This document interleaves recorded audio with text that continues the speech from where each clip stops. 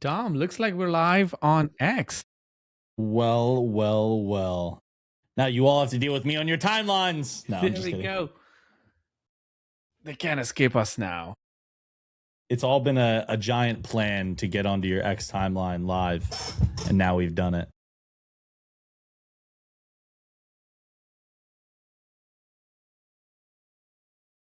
Lee Martin.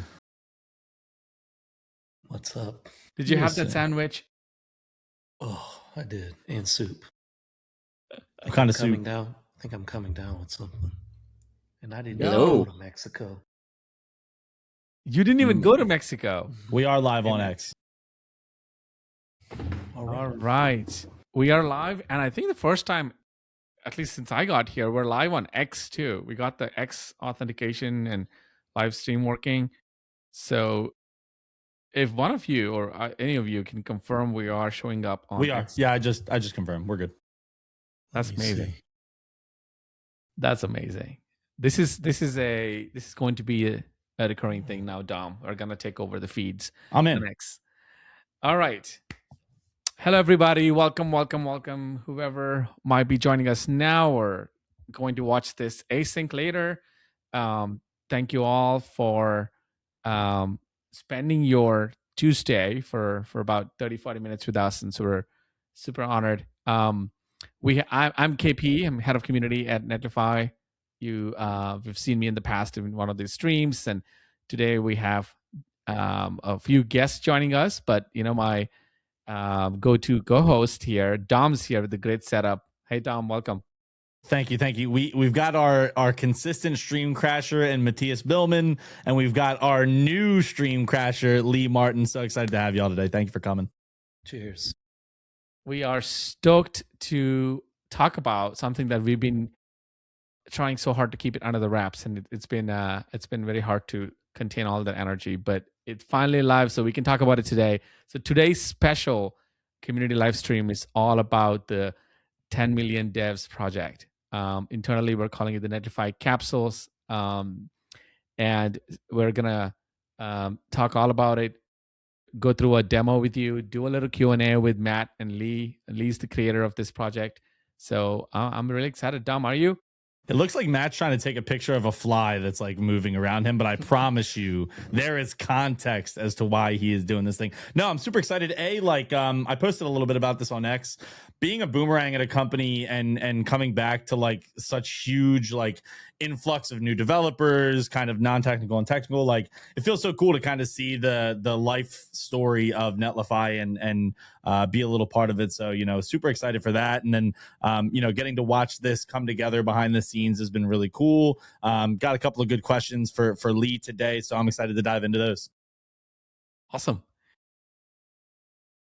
We have a few others joining too. Is it Michelle joining? Well, I'll ping Michelle on the side. Dom, maybe we can ping Michelle to see if she wants to join or if she wants to just watch.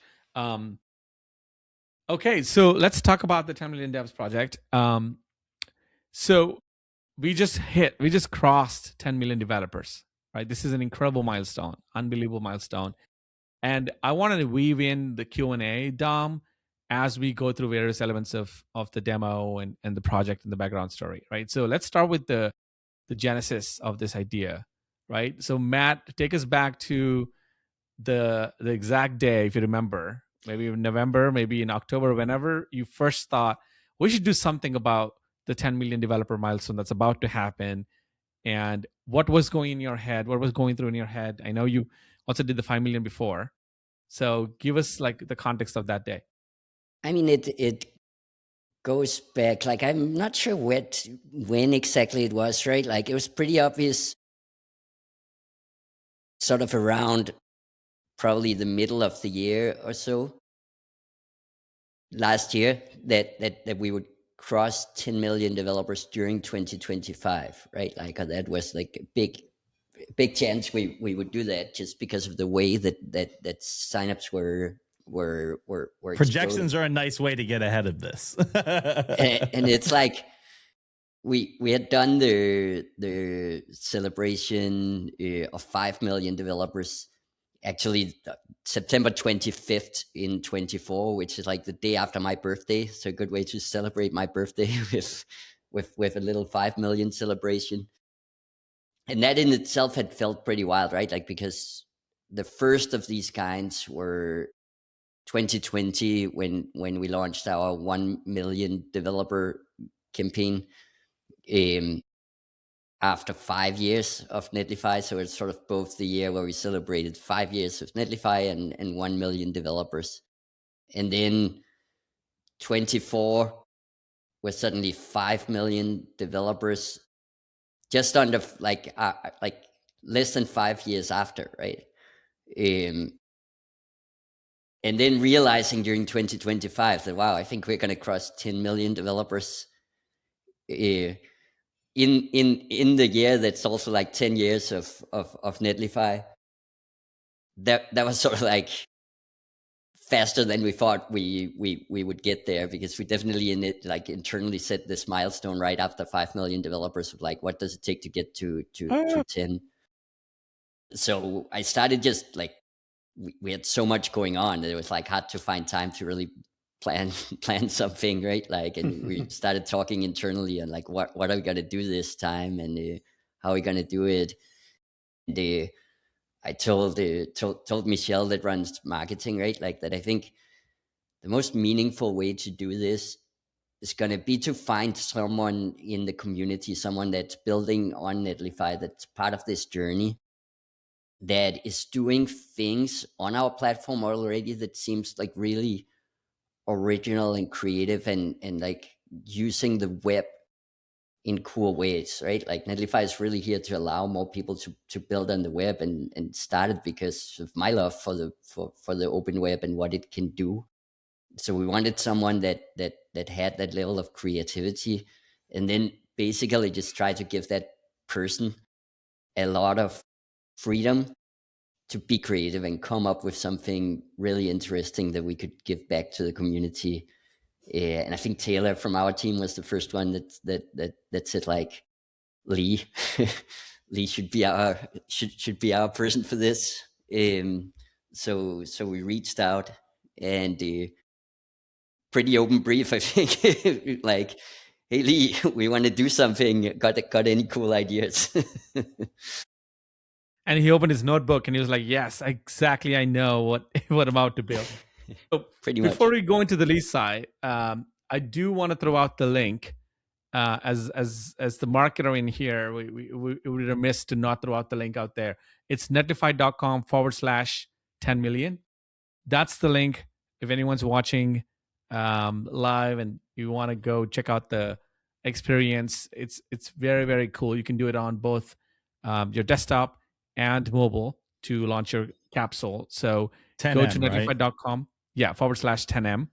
And that's the sort of shortest version. And then of course, there's the longer version too. But then while we sort of get people to get on the link, I want to ask a question to Lee and then segue that as a chance for us to demo the project. So Lee, so what happened after you got the call from Netlify? What were you doing? Yeah. Can you tell us like exactly what were you doing when you first got the call? Yeah, oddly enough, I think something that's really interesting here is maybe a week before. Well, I should back up and say historically, people know me as a creative web developer that works specifically in music, almost exclusively in music, right? Building fun campaigns for artists and stuff. But I made the point to make a post on my LinkedIn ahead of 2026 that basically said like I was trying to reset what people thought a fun project to me was, and who I wanted to work with in the industries I was interested in, and kind of like resetting the tone that this wasn't just like, give me the next big artist. It's like, I like problems, and I certainly like the idea of a brand or a product or a platform in a community, and trying to put creative marketing somewhere in between that. I'm not lying. I put that out into the into the sky, like 1 week before, not thinking much of it. It's just like, this is the nature of communication, right? So that was the first capsule you're saying. Yes, exactly. People perceive a certain thing of you, and I was trying to sort of reestablish what I thought I was interested in to sort of maybe get projects like this. So when I got the email, I don't know if they saw that post or not, but I was just like, oh wow, like this is exactly what I want. Matt and I definitely had like relationships over DMs and retweets, and have relationships with employees and past employees of the company, and have evangelized as much as I can. But this was a special invitation. So I can tell you, as soon as I got it, I went on a walk to think about what it could be. Um, like a long walk. I actually went with my wife, and we kind of talked through some of the stuff I had done in the past that could influence this particular campaign. There's many ways to go about, like a milestone campaign. And one tactic that people like to use is basically like celebrating oneself's achievement of a milestone and kind of making it all about that. Maybe some sort of historical journey. I know the company has done this type of work in the past. To me, as a member of the community, as a developer who's used the platform for over 7 years, I was like, no, no, no, no. I actually want to make it about me, about the user.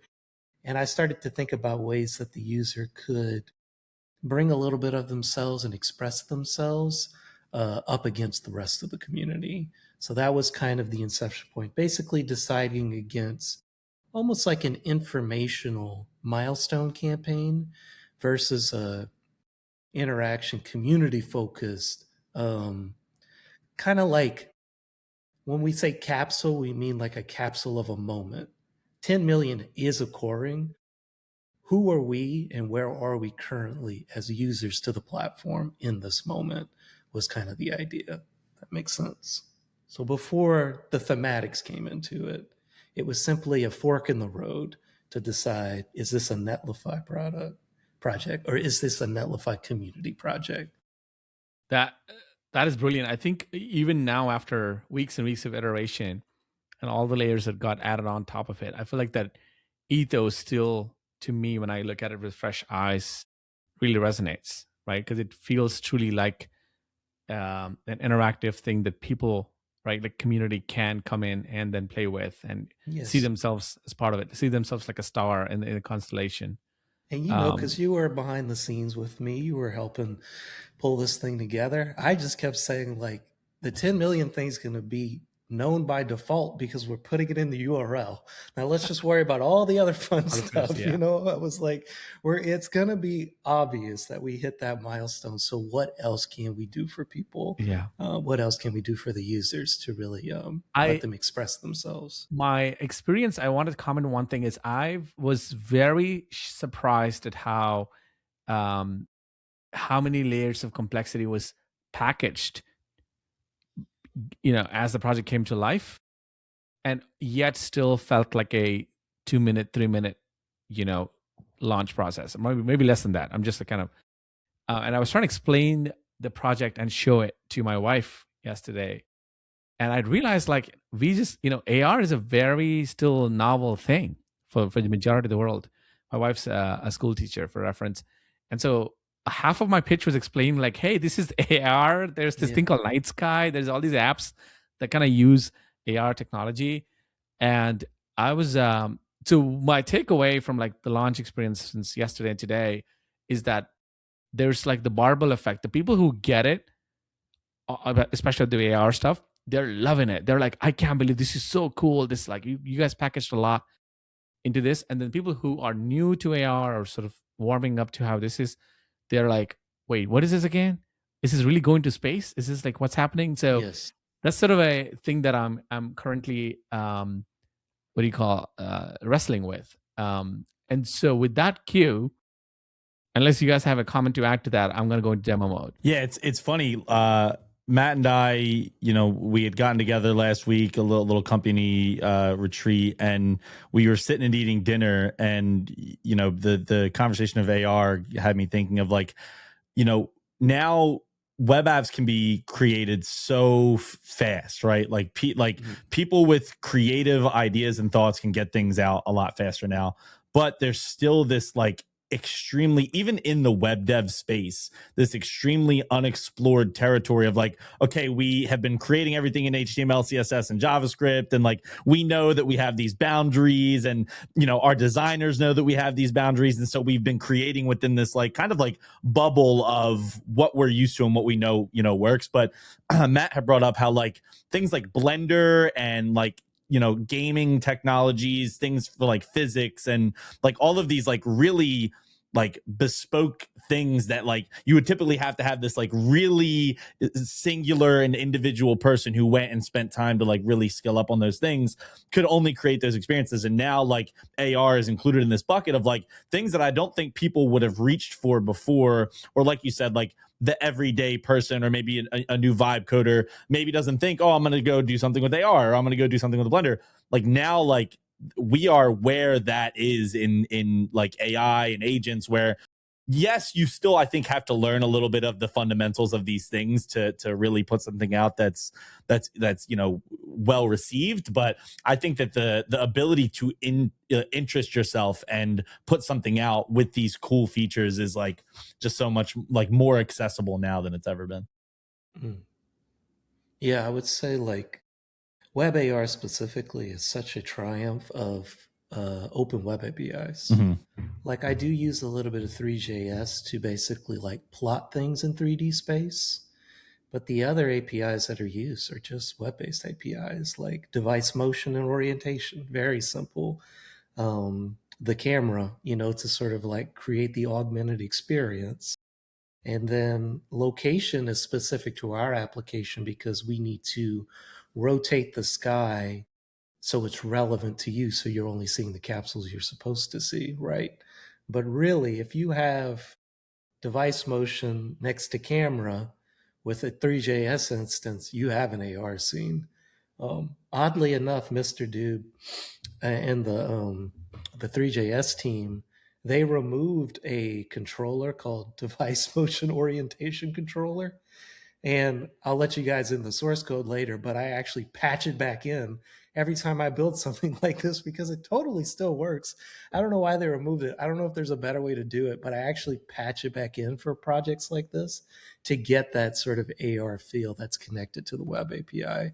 It's kind of funny that this modern thing existed maybe 5 years ago and got removed from the Three.js repository. I continue to patch it back in. We won't tell them. Should we tell them? No. He has actually commented on it before. He's like, well, if it's that useful, we should bring it back. I was like, yeah, we should bring it back, but it doesn't matter. We have the history. Okay, so let's go into demo mode. I want to make sure that I have the full screen ready. Would you like me to delete your current capsule, KP? I was going to ask, but I think I have as alternate email address. I'll just try that first. Okay, so you guys let me know if you can see my screen. Okay, so this is the homepage. This is the landing page of Netlify Capsules. Wait, no, we're seeing the Riverside instance at the moment.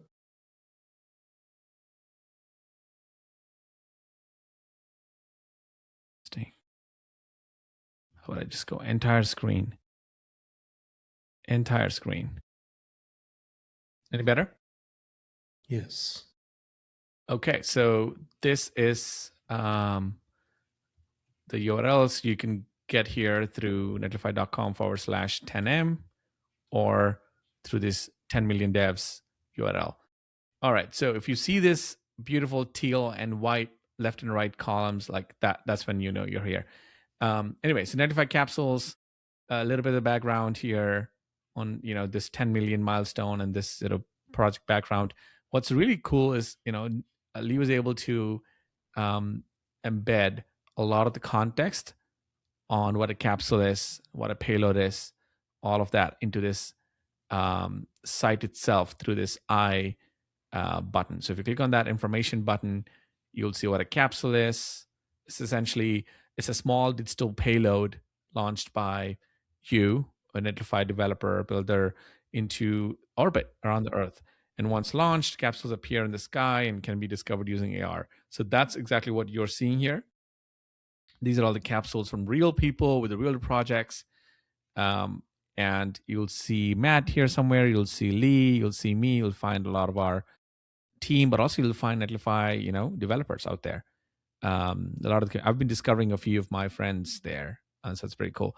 Now, what's in a payload? This is actually, I thought, was really interesting, Lee, because I didn't realize they could put more than just a short note. I initially thought you were going to just like ask us to put a note, but what was really cool was that you can add a short note, of course, into the payload, but also you can add a song.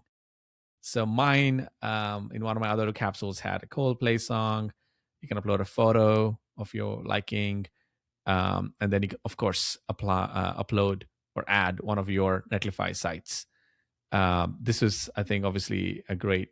This one of the developers, I think, Jacob, if you remember, Matt was saying that it took him much longer to decide which site he wants to pick. So he was like, "KP, I'm overthinking this. Help me pick one." I'm like, "Pick one, man. Just pick it." So, and then of course, once you select your payload, you can also adjust your orbit. You can customize the tilt and swivel. This is where Lee put on his like physics hat, and I loved users to change the orbit. Lee, can you add some color on why this matters? Yeah, basically, like, we want to, like, kind of create variety in what's in the sky at what moment.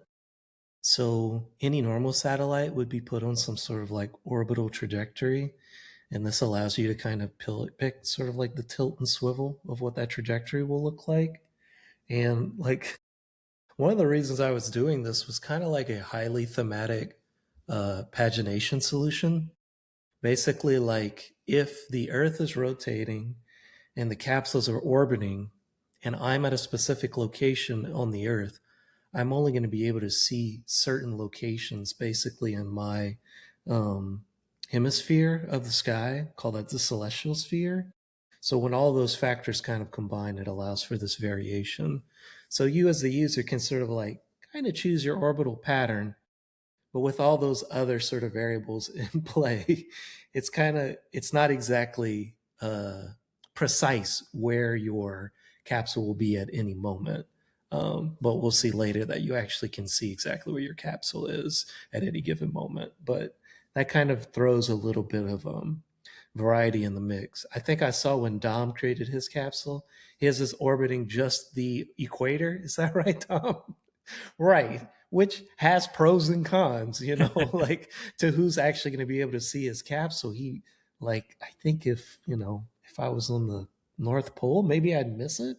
Maybe it would always be at the horizon. I'm not sure, but there's interesting little edge cases. They like to call me the stress tester, Lee. That's, exactly. They give me an app and they're like, whatever he does, we know we have to catch those cases. Yeah, that's usually. Well, it's interesting that you even say, because like there's places on the Earth where the sun never rises or the sun never sets. It's a similar sort of like celestial complexity that can present itself, because I've built applications in the past where you need to point your phone at the sun, but I didn't calculate the fact that in some places in the Arctic Circle that may not actually be accessible, so we get to play with these variables. We might shoot ourselves in the foot sometimes, depending on how we set things. Somebody did say that they found my capsule as one of the first when they. Yeah. So I'm just, you know what I mean? Something's good coming from that. You're good to go. Yeah, yeah. We can continue to talk about the quirks, but there's so many like little fun things, little fun experiments you can run. All right. So of course, once you adjust your pick your tilt and swivel values, and then click the big button, launch your capsule. And so that ends the capsule flow. I'm going to show you in a second how that goes.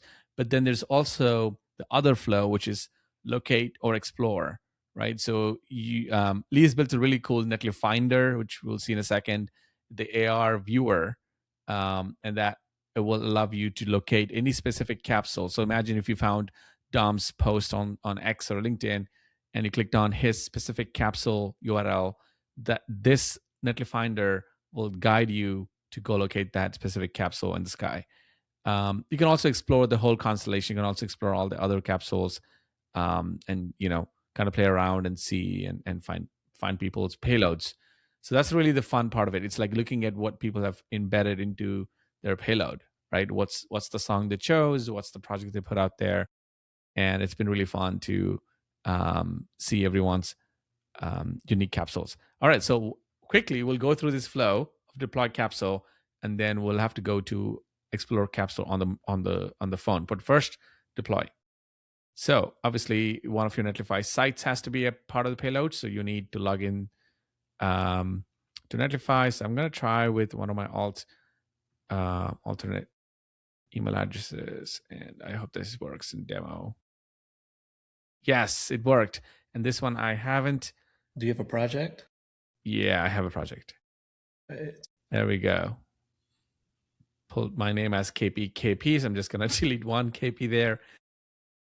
Yeah, so this is where you pick your payload, decide on what goes here. So I think I may have a vibe coding. Yeah, there we go. Vibe coding showcase. Shout out to that particular input, because that's something that Matt, or as he calls himself, an agent runner, collaborated on that particular input, which worked out really well. He actually used a Netlify agent runner to discover an undocumented filtering query that allows us to basically autocomplete search against your Netlify projects list. Previously, as some famously know, I have 250 plus Netlify projects now, 251 after this launch. But I was trying to load all 250 into that dropdown. I was like, oh, that's not going to work. But yeah, Agent Runner found the exact parameter required, and we were able to kick that up real quick. Don't say Matt didn't contribute beyond the initial scope. All right, song. I want to do Starman since it's top of mind. David Bowie. There we go. And I don't know. I love to leave corny messages. Okay. Set capsule payload. And this is where I can change my tilt for my orbit, change the swivel, and then click set capsule. I'm ready. Let's hit the launch button. First time doing this live in our live stream. I saw Super Base do its job. Love to the world. You see it? Okay, good. Yeah. Awesome. There we go. And then you get this tiny modal so you can share your capsule with the world. So I'm going to go copy, or maybe I'll see X. It may have to log in. I'm just going to copy and then go to X and post it later. Cool. So that's the create capsule and deploy capsule flow. As you can see here, it has my name, it has the time and the date. It has all of the details we just entered earlier. So the locate capsule, this is the one that has to be done on the phone. So I'm going to go.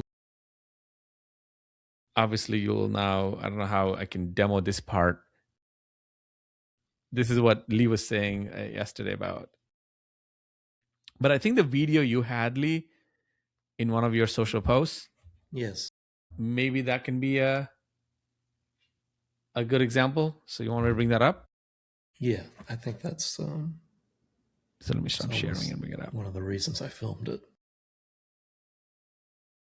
Okay.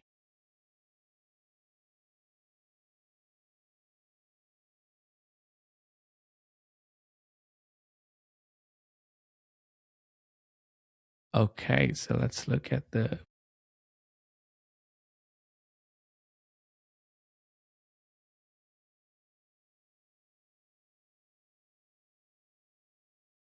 capsules below the horizon for me. Okay, so now let's see how we can locate a specific capsule. So for example, if you're looking for a specific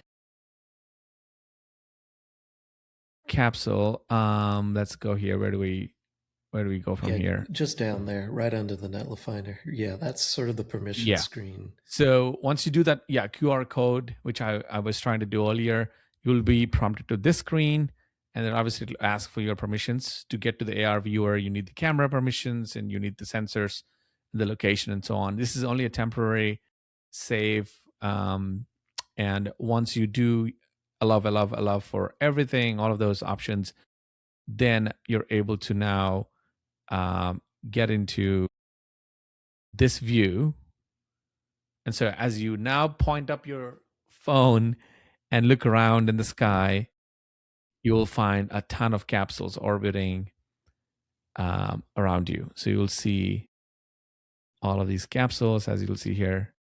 And so when the viewfinder locks in on a specific capsule, initially it's white, bright white, as you can see. And once you view it, further on from there, it's going to be grayed out. But for now, it's viewed. It's the first time viewing this, so once it goes to that white bright circle, this area, this button becomes activated with the teal, and you click on the button, and then you essentially see the payload of that particular capsule. So in this case, it's Matt Yao, and this is his website, Netlify site, a short note, and all of the good stuff. And then you can X out of it and go back to the viewfinder and look at other capsules. So it's pretty cool. I spent like about 30-40 minutes just this morning looking at all the new Katie's. I love the Katie's cat. And now that's sort of exploration. You randomly find just by browsing. Really? You didn't know that? Yeah. That's crazy. Now that was the explore flow, but if you found someone specific capsule and you click on it, in this case, let's say you found my capsule, or you're searching for my name, which is the example that Lee was trying to do here. There's a little search search icon. And if you search for, let's say, KP, you're going to find directions, little navigation. You see those little arrow? That'll navigate you to my orbit. And as you can see, capsule 6, that's mine. And then click on the button and you'll see the payload. So yeah, those are the ways by which you can experience the product, the site. It's either create your own capsule or locate or explore. So that is just exploring. I was just exploring and got excited when I found the 10 Lindsley's capsule. What a guy. 10 stack start is now up there in the sky. We should put together a playlist of every capsule that we can find's song. That should be our next step. You know what could be a fun social post? To like look at all the, oh my gosh, I just saw they're still coming. Are you guys seeing this? There's still people posting. That Maddie was who found my capsule first. She did? Yeah. This is one of the coolest projects I've ever seen. Okay, I want to, before we go to the next question, Dom, I'll let you take a question, send a question to either Lee or Matt. I was waiting for Tanner to rickroll us, to be honest. Wait, I gotta say a couple of things. This is I think I'm the only one who has 2 capsules in the sky, because that was before I built the 1 capsule middleware. The limiter. Yeah. I'm not trying to show off, but you did just show off. I gotta say a couple words from the community, Lee. This is what people have been saying. Obviously, we just read or we just saw Maddie's comment, right? Her tweet. She's saying this is one of the coolest projects I've ever seen. So that was pretty neat. And then I don't know if you saw, I posted on Slack from this guy Draval. Man, this is so fun. Nice idea. Whoever was it? They're wondering who got this idea. Last night I saw one that really like made me get excited. It was, okay, this is it. It says, who even gets ideas like this? This is from Krishna. He was on one of our streams before. No, really, how do you expect me to continue with my regular work when I know things like these are being cooked? Shit, I typed too fast. Can I say I'm so jealous right now? Looking forward to the launch. So, Lee, you're giving people, you're interrupting people's days too much. Adi Usmani, one of our friends. Adi Usmani, as you know, Matt. Adi's awesome. He's a great guy. Just tried it out on my phone, looking neat. Thanks for sharing this with me. Yeah, I mean, people, like I said, once they kind of get through these steps and get to that viewfinder view, I mean the Netlify Finder, they're just amazed. So thank you so Yes. much for bringing this to life. Dom, you got a question for Lee or Matt? Yeah, so this kind of harkens back to like some of the original conversation, Matt. Like, you know, we're moving into doubling since our last kind of celebration, right? 5 to 10. And I guess this is more of like, I'm trying to think of I thought of a question more outside of working next alongside you and hearing these answers all the time. You know, how do you feel now that we are kind of moving into this world where we have kind of a split user base, right? We have this like large kind of previous user base, all developers. They know our platform from, you know, what they've been using it for forever. I think Lee is a great example of like a developer on our platform who has lived through the kind of series of Netlify. And then these new like vibe coder audience who isn't highly technical, doesn't really know Netlify that deeply. You know, like how exciting for you has it been to bring them into the platform? And then like going into the future of Netlify, like we're at 10 mil now, you know, it's such a huge, you know, milestone and thing to celebrate. But, you know, we always, in our conversations, I always ask, like, what's next? Like, what do you think is on the horizon for that next 10 mil or even in the short term of like that next, you know, 200,000 to 5 mil, right? Like, what does that look like for you? Yeah, I mean, I even wrote sort of about this at the start of last year when in March when Netlify turned 10 years old, right? Like that to me, there was almost this sense of getting back to 2015 when we just started Netlify.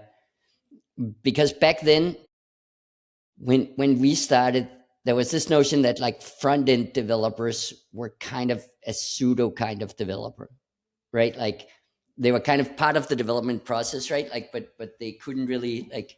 You would give them a design, they would sort of slice it up, and then they would hand it over to a real developer that would like actually implement it into something.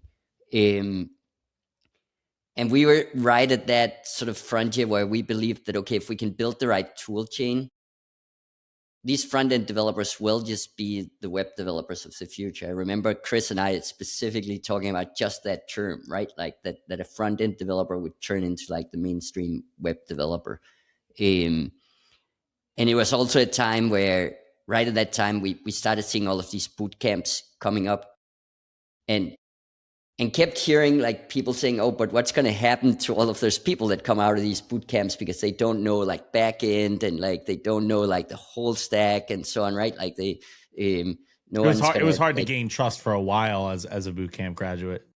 Totally, right? Like, but I was like a pretty firm believer that like if we can make it, like if we just give like robust enough tooling, there's so much that needs to be built, and there's so much, and the complexity of what we want out of a web UI is just going to keep expanding.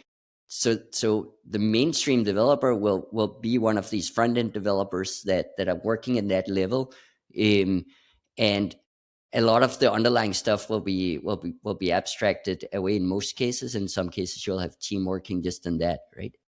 And my thesis at the start of last year was that now we're like right at the beginning of a journey like this, right? Like where the start of last year, like I think the term vibe coding had barely even been like, might not have even have been coined when I wrote it. So there wasn't even like necessarily like the name for it. It was right around that time, right?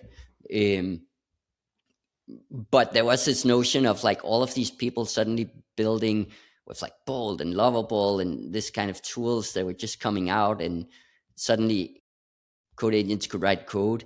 And there was still sort of a very common like, okay, but this is never going to be a real thing, and they're always going to need other people to fix their stuff, and like you can't actually ship stuff without knowing it and so on, right? Like, and I think now we're sort of already like things are moving so fast this time around, right? Like that we're already at sort of the stage where now I'm seeing a lot of like Ryan Dahl from the creator of Node.js, right? Node.js. Like or DHH starting to realize he's writing code, or like so many like really prominent coders, right? Like Eduardo on our team, that's one of our distinguished engineers, sort of all saying, wow, I kind of discover that I'm now building a lot of software and I'm not actually writing like almost not writing any code by hand, right? Like, and there's still this notion that, okay, but if you didn't start that way, if that wasn't what you learned, you can't be like a real developer and so on, right? Like, and I think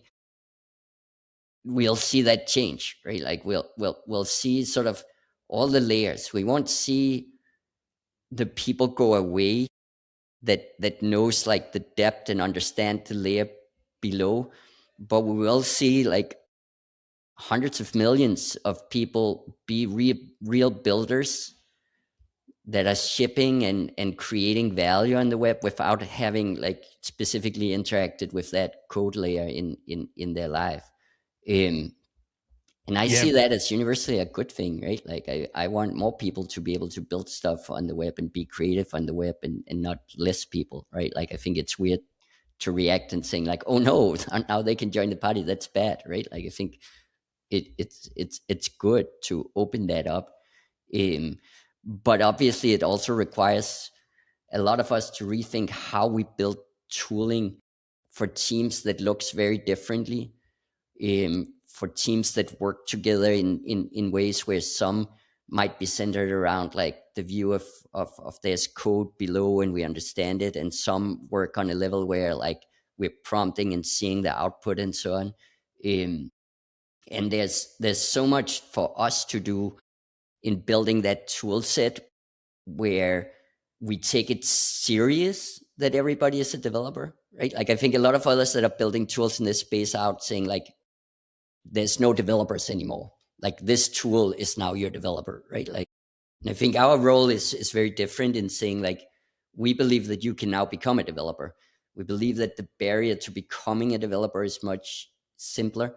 And we believe that we have to build new kinds of tools when like the way we develop change. But we still believe that we're building tools for developers and for people who are real builders on the web and not something else. So being part of that motion of just like enabling a much broader definition of a developer and helping the web be more writable by everyone, that's really exciting to me.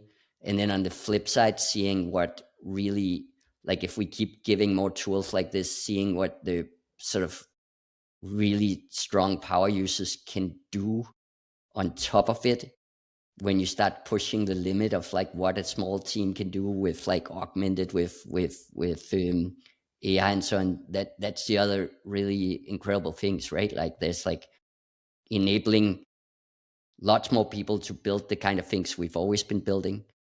And then there's like helping the bleeding edge developers discover like what are the things we could never have built before.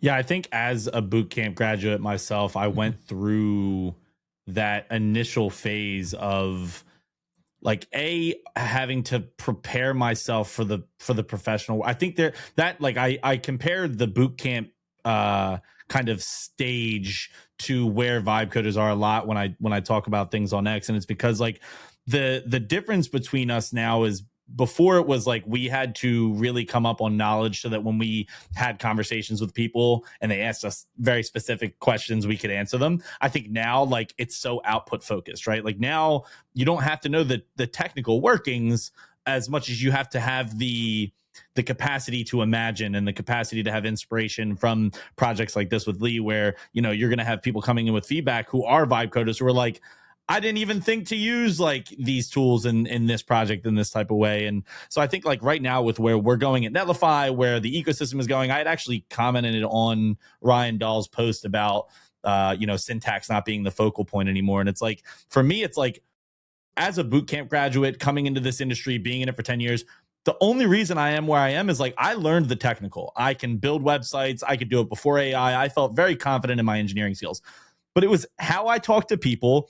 Can I like review code and do it in a way that like, I know what output is coming in? And like, that's really the thing now. It's like, are you good enough at understanding how to maneuver the AI's output into exactly what your vision is? And a lot of coders are going to be like, well, I want it to be exactly this way because this is how I've been doing it for the last 5 to 10 years. And this is the best practice that I love. But like, Now it's just really like, can you catch the scaling issues early enough, and how do you know, right? That's a lot of trial and error for like a lot of these vibe coders. And then like also like, how do you interact with people and work with people? Because that's how you're going to get your best ideas, right? Like Lee, you know, what I saw from our engagement is like, you had such a huge idea, and there was so many working parts of it, and you were able to implement them and get them going. And then KP, Matt, you know, Michelle, me, we would come in with these thoughts, and you'd be like, oh, okay, cool. Like, I didn't even think of it that way here. All I had to do is this. Now, like, that cycle of being able to engage with our team and hold like linear conversation, like, that is such a huge developed skill that engineers are going to have to learn now, because you're going to be working a lot more cross functionally. Sean R talked about it a lot last week. Like,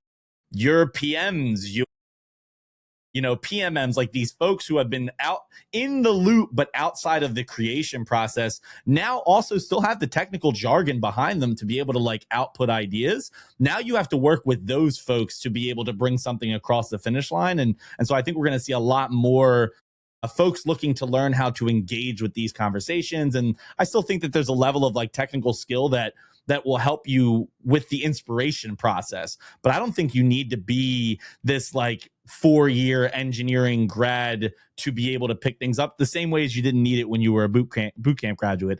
It's output focused, it's inspiration, and it's being able to work with people that I think is going to make a huge difference for a lot of folks coming into the industry now. Yep, couldn't agree more. Lee, I had a sort of I had a question for you more around your experience working with Netlify and with the specific, you know, difference here being the team is loaded with engineers, right? We're not your typical music band where we're like, you're the only engineer. There's so much. There's you're not so the much Foo to Fighters. unpack. Yeah, there's so much to unpack in it. Please. It really is a good talking point right after what Dom just said too, in that I work in an industry, historically music, where there's no developers there. You know, like I'm not engaging with other developers. I run basically a one-man agency for the music business. To work on this project with the entire Netlify team, completely different. However, I did maintain the way I like to work, which is, I mean, you saw, it's kind of like iterations. I like to visit parts of design for a little bit. I like to visit parts of the technical infrastructure for a little bit. But I tend to kind of like take a pass at it and then back up from it and take a look and then take a pass at it, because sometimes I don't have the answer up front, neither the technical answer nor the design answer. So that's one thing that I've always done as a developer, as a creative developer. It's just, I almost call it like a shark circling something. Like I take a little bite out and I just keep circling basically. But I've always been like this. And then it kind of crescendos at the end to some sort of like finished product, because I'm always concerned that if I put down a stroke too early that I'll want to erase it somehow. So I tend to like kind of continue to be abstract about it. But the real thing is like we were on Slack throughout most of this build process, and I understood early on, particularly when Matt ran the agent runner to tell me the endpoint for the API, that I was like, oh, this is a completely different project. I've never had an artist or an artist's team be like, here's how you can do it. Like, here's some undocumented code that will get you to the feature we think you need to build. And I don't know how I feel about it. You know, like in one way, of course, I'm glad that autocomplete input works. In the other sense, there's a precariousness to trying to steer a project in a place that you believe it and not getting bloated by the fact that anything can happen. And that is not an assessment on this particular project. But there's still a lot of finesse in the editing process. and choosing what should be launched and what a campaign should be, and staying passionate about that. So it's been a huge learning experience for me, simply like living in the reality that I may not be able to live like the wizard behind the curtain as a developer for much longer, maybe in my industry, maybe in my medium of choice. But certainly when working alongside other developers, and now that everyone's a developer, things get really interesting. I mean, I invite collaboration, inspiration, and even though I consider myself a creative, an artist, this is how I express myself through the web. I'm very much a technologist, and I've watched the entire web evolve through all of it. I certainly built websites before Netlify. I had built so many websites on Heroku that someone in the music business thought Heroku was something I owned, but that's just like the nature of like how my work has always been. But I enjoy watching the web evolve, but I have a lot of domain knowledge when it comes to me and my process and my thoughts. And I'm very carefully deciding where my thoughts end and the AI thoughts begin. And I wanted to make sure on this project to push those boundaries with myself a little bit more and to really listen to the feedback and try and act on it quickly when I felt like it was appropriately placed and seeing what things could achieve for me. I've particularly liked stuff like Claude for kind of like auditing. And I particularly like it once I've done enough work myself that it starts to speak the language of the project, because there's novelty in the work that I do. And there's even more novelty when the computer starts talking about the work in like the thematics that we have created. When it's like, hey, like that capsule in the sky, drawing that communication line, and it starts to reference like all aspects of this narrative we've created because we brought this narrative into the project first. That's when it starts to get interesting to me. Like whenever the AI starts speaking my language, and when it can really help me with patching the holes of accessibility and scalability, SEO and things. Yeah. SEO, exactly. Just to like, because you can do that without having all your brain cells present, and it's going to achieve so many great things for you.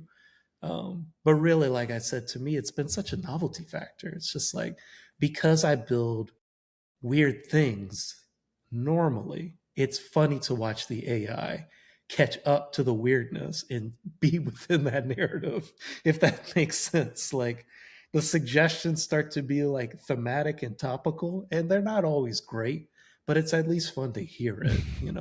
And like I always named my components like really fun names. So to have it reflect on the Netlify capsules, orbit preview, things like that. Like it's fun. It's fun to like have it live in the code base like that. At least it's not going rogue and like renaming some of those based on what it thinks should be the right name. Right. Not But yet. like when Matt ran that agent runner, like I was just like, they're just gonna run agent runners against my project at some point. like what's gonna stop? Like, so that I'm traveling today. I have to fly to London. I'm in New Orleans right now. I was like, what if something goes wrong? What are they going to do? Wait for me to land in London? No, they're just going to send an agent runner to patch up like whatever bug they think they're facing. And why shouldn't they? Why shouldn't they? Were I think you that's there? where AI is actually like for a lot of people that are hesitant. I think when you can drop AI in a very well structured project with a lot of like Yes. a lot of the guardrails already in place for you as a developer, it really has a like you said earlier, like even test suites where like it already knows what the specific outcome should look like, so it has a lot easier time because like AI a lot of the time is going to go for the median outcome, right? Of like, this is what most projects will do, and so I will do it this way. Whereas if you set it on a code base with like a little bit of a stricter context window of like, hey, stay within the bounds of what I have set up and help me to extend this project. Like, I think for folks like you, and I think a lot of people are seeing that, somebody in the chat said something very similar, where it's like, if you're driving this as a tool to utilize within projects, I think you can get, like, I like to use it as a way to get started. Like, my biggest hump has always been some of the inspirational pieces of like just getting the project up, running, and on the screen, so that I can then go and direct traffic in a sense of like how I want my agents running on the site. I think there's a large swath of developers like yourself, Lee, who are going to find themselves getting stuck in it at work, right? Like, a lot of jobs are going to be like, you're using AI and figure out how to put it into your workflows. I think thinking like that, where you start to go, okay, well, I've already got this structured design process around how my repo works and the expectation of folder naming and things like that, I've been on engineering teams. I know how much people really love that direct process piece of a repo. I think that there's a lot of strength that comes with using it. Like, when we started using ESLint, right? Like, and we were like, I know how I want my project to look. It's like, okay, well, if I just press, control save, it should just do what I wanted to do in the first place. Like, we're getting to tooling in that same way, which I'm excited to hear people like you starting to find the holes and like, oh, okay, I can use it here. Yeah, and now that agent runners live alongside observability on Netlify, these two things need to live side by side, because if you're going to run an agent runner to like patch a server-side script, you're really going to need to understand how it's acting. You're going to need to examine what code was changed, and then you're going to need to see how it acts in production. So right now I have like a bunch of Netlify capsule things here and a laptop on the side that's specifically set to observability to catch any bugs that would have came through during the launch. I need real-time observability. We were working on a cool little project. We did a little hackathon while we were away at our week, and my team, I had to leave early, so I didn't get to actually see the demo, but we were doing some cool observability AI stuff that maybe we'll see at some point. That would be so cool. Yeah, amazing. All right, so do we have any questions from the audience? I mean, do we want to, if there's anyone around and want to ask a question, feel free to post it in the chat. We'll read them out and get Lee or Matt answer to you.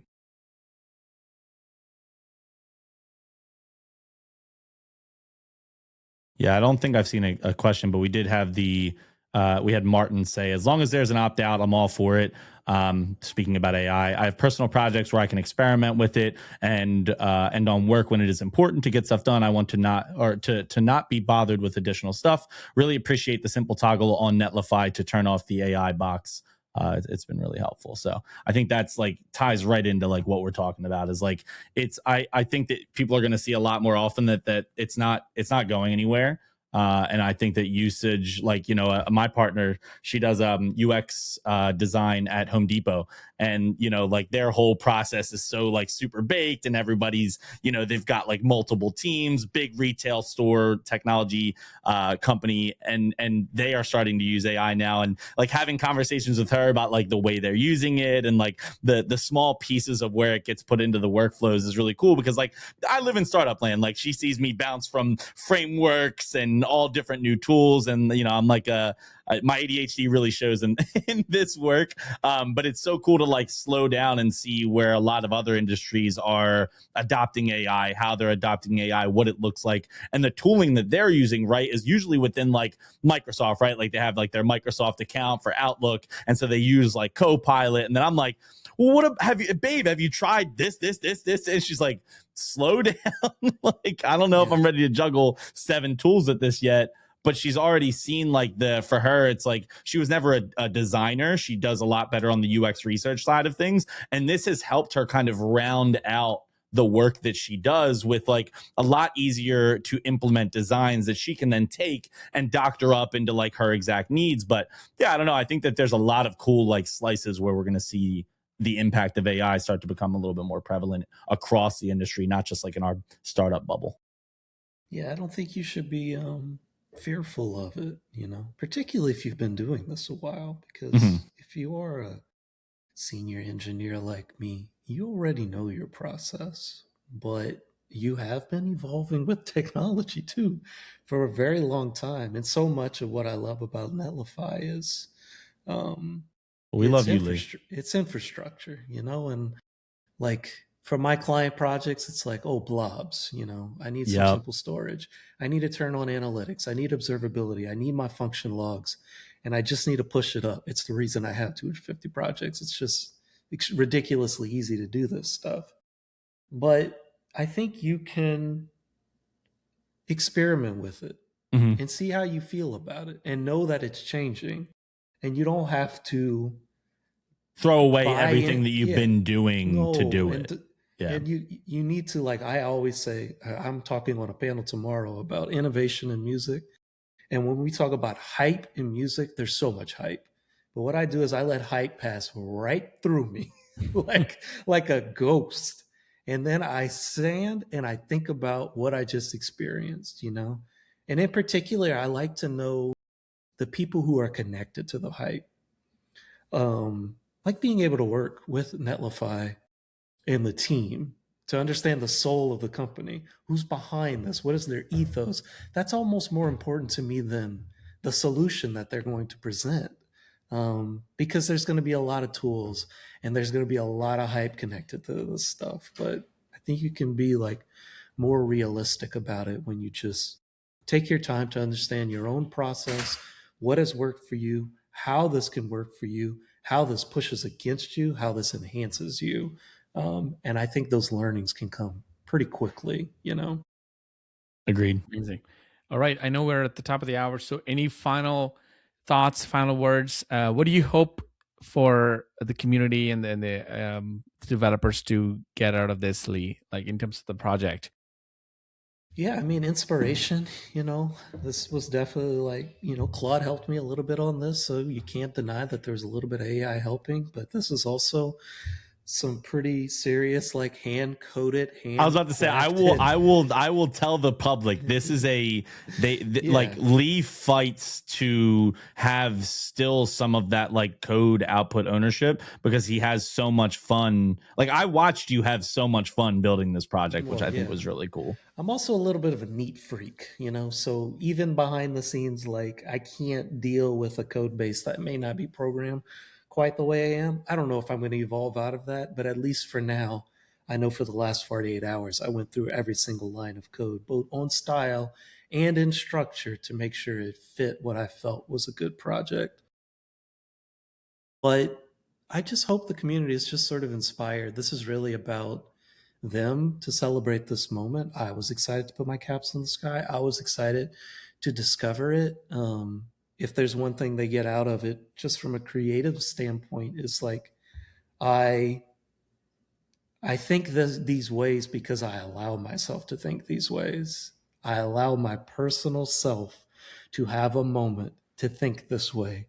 And I try to absorb topics in my personal life that inspire these sorts of concepts. This is not handed to me by any sort of infrastructure. This is simply how I choose to exist as a creative developer. And you should always leave space in your world, in your life to look for these inspirations and watch how they find you.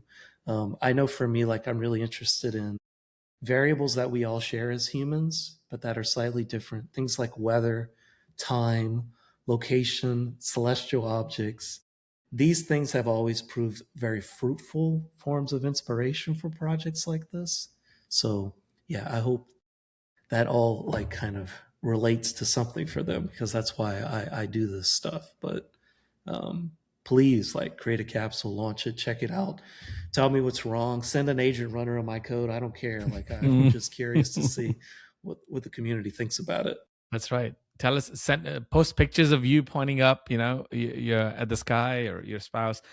Thank you so much, Matt and Lee joining. Matt, if you have anything to add, please feel free. If not, we can officially wrap. Go launch your capsule, be a part of this little constellation for forever. It's super fun to go look for people in the sky and see what pops up. I'm finding a whole list of interesting projects And thank you, Lee. It's been I super was fun. about to just say, actually, it Cheers. feels like, Lee, you've been able to put product hunt in the sky, right? It's kind of like hunting for each other's capsules. Yes. It's Again, funny we like never. it's just so like again, like I kind of go back to the pagination thing, like a list of pages that limit search results so that you don't have to pull so many search results in at once, but basically connecting that to celestial orbits to it. Because usually when these campaigns exist, there's just like hundreds and hundreds and hundreds of things, and you're just like, well, this is overwhelming. I'll never consume all this stuff. But by allowing orbital mechanics to basically paginate things, it's kind of a fun solution to a ridiculously classic web problem, you know? It's amazing. Awesome. Thank you so much for joining. Thanks, Tom. Thanks for everyone who was in the group Thank chat you. and the live stream chat. Appreciate y'all. And we'll see you in the next stream.